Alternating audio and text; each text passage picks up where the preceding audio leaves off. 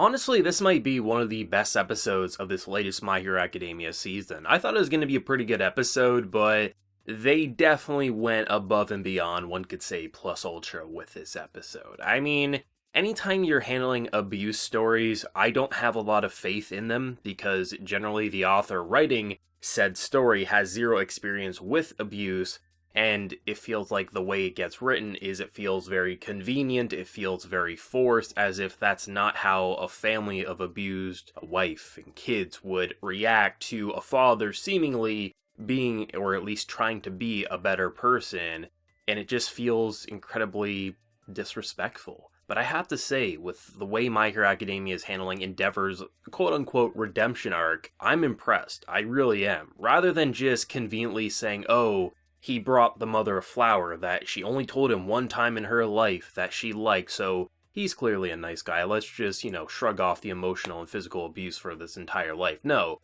it's something that just shows that this is a pretty troubled man, that he has a lot of demons in his closet, and he's gonna have to face those demons someday, fully face them, and you can tell he's starting to, while also not giving up and saying, you know what, I'm a failure, so I'm gonna beat the shit into my kids so they don't become the same failure that I am. It's clear as day Endeavor is pushing forward and is trying to be not only that number one hero that people can look up to the sky and say, holy shit, Endeavor's here, we don't have to run in fear, we don't have to feel like everything's gonna go to shit because All Might's not here. We believe in the number one hero, but he also wants to be someone that his family doesn't have to look away from in fear or in anger. And that is impressive to me, because not many anime, or at least modern anime, handle abuse stories right. And I remember there was a ton of controversy when this started happening. But the thing with it is looking back in hindsight compared to how every year there's one or two controversies in the My Hero Academia community, simply because people want to be mad. At first, I thought maybe that it was being wrote in a way that was just excusing his actions, and I was like, okay, well maybe that is, legitimate reasons for criticizing it.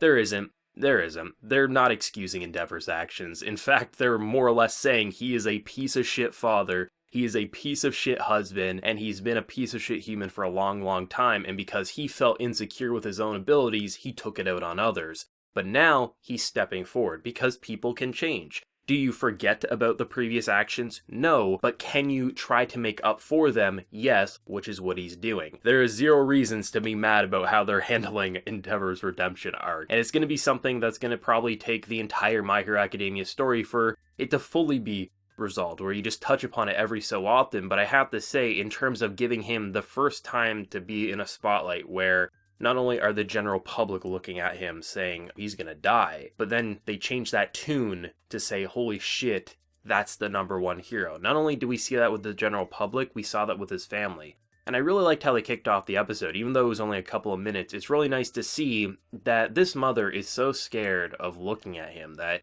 even if he did come into her room and she knew that he did, she would never turn because it would just scare her. But it is interesting how he's trying to grow the courage to face her, but just hasn't had the strength to do so yet, and how his family, for the most part, haven't even looked at him in years. And then you have characters like Todoroki who have always kind of pushed back saying, I'm not going to use my fire side, I'm only going to use my ice because you're a horrible person. It's really interesting how they handle that dynamic, and how rather than just, conveniently saying, oh, the mother's super happy that she got a flower, she's saying he does care, it's just gonna take a while to figure out what we can do with this shattered family. And I'm really excited to see what they're gonna do. I mean, they definitely gave us some taste and some tease of just even more of the physical abuse that someone like Todoroki would have to go through, beating the strength into him so he doesn't become a quote-unquote failure like his father. It's painful, and I mean, that's why, just looking at so much of how Todoroki has reacted to him, it just makes so much sense.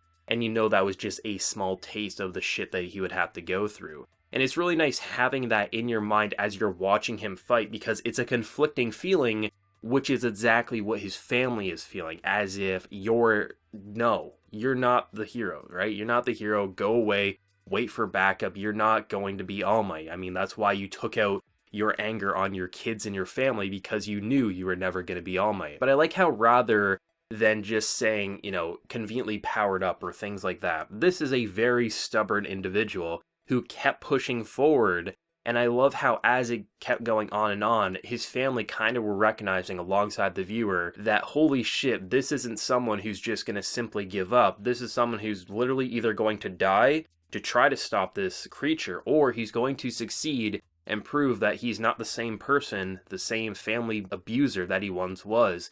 And that's impressive to me. I mean, I have to say, they brought their A game in terms of spectacle. There was plenty of moments where, I mean, anytime you have flame abilities, you expect some pretty bright and in your face.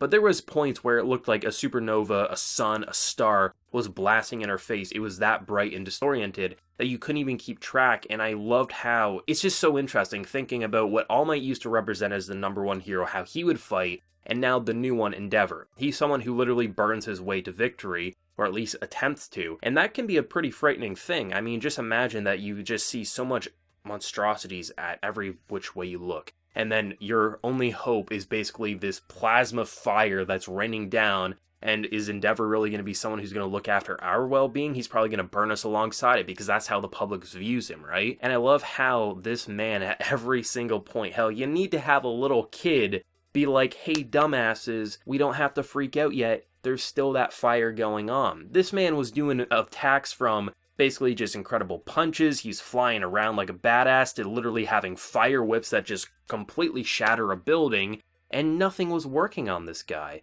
It was great to see something like this, because really it feels like only a character with an ability such as Endeavor's would be able to deal with this regeneration, because you need to disintegrate it, or you need to have All Might's just smashing abilities that he could basically pummel it to ashes. So it was really nice to see that this was the first time that Endeavor not only proved to himself, started showing his family, but proved to the public that there is a brand new number one hero in town. And it's going to be a struggle for him, both on the family side, both on the street side, but it's going to be interesting to see how he's going to overcome his shortcomings. And it was great to see how Hawks aided in this battle, because he definitely gave him a boost at certain points when he was kind of running low on stamina and things like that. I mean, he was using his feathers left and right to basically get all the people outside the building. I still say Hawks has such a cool ability. I don't know how they did it, but they made a character with wings actually have a badass and interesting ability, and I kind of love it. I also like the kind of Achilles heel to it, that if he uses too many feathers, he basically can't really fly, so he's kind of has to like balance himself and run alongside Endeavor.